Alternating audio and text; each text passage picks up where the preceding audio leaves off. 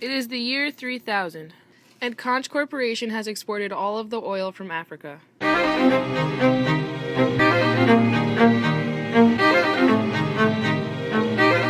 Conch Corporation needs to find a new source of energy. Now that the resources in Africa are no longer profitable, we at Conch Global had to look for new enterprises for our energy industry.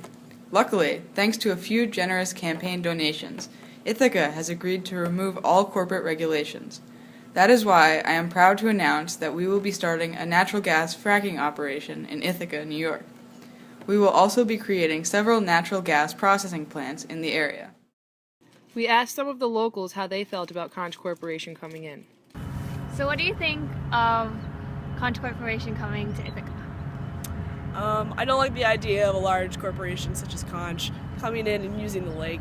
Hydraulic fracking would not only pollute this lake so much that we couldn't use it to fish, but it would also severely pollute the groundwater that we need for drinking. We've seen instances before where these types of practices were problematic, like in the Niger River Delta, for example. The land was so exploited that it was unusable anymore from all the crude oil, and that's just we just can't have that in Ithaca. We have to survive. And although hydraulic fracking wouldn't be necessarily dumping their waste into the lake, it would cause lots of runoff, and the fluid used for hydraulic fracking would severely damage the lake. Gases like methane and brine would severely damage the ecosystem, so I do not think that Conch Incorporated should set up their practices here.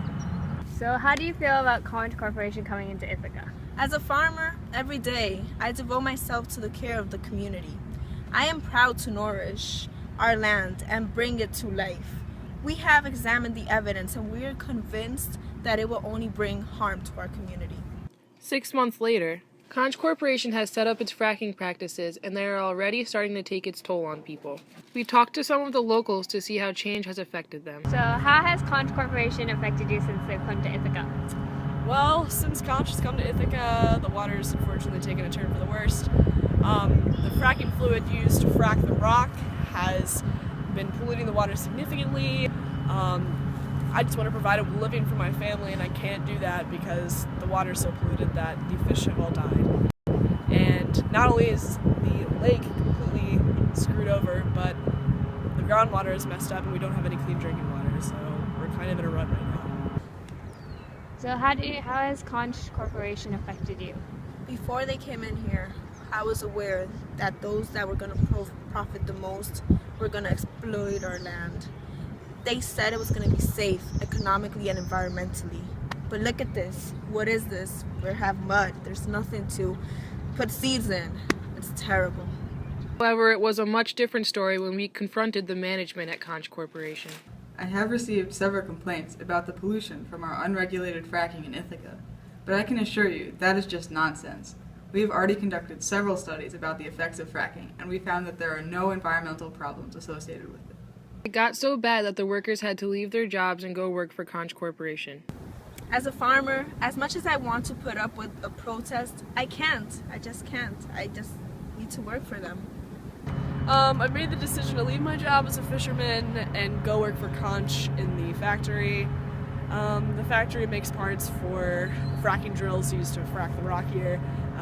It kind of detests me that I'm doing this because I'm making the products that are messing up my livelihood, but I really don't have any other choice because I need to feed my family. Back in California, there was an NGO worker who saw the documentary made about the awful things happening in Ithaca.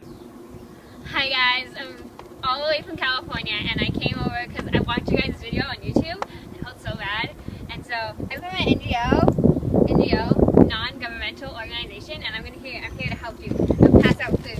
Because I'm a good human being, and that's what human beings do. We help out each other. And we're really excited to help you guys today.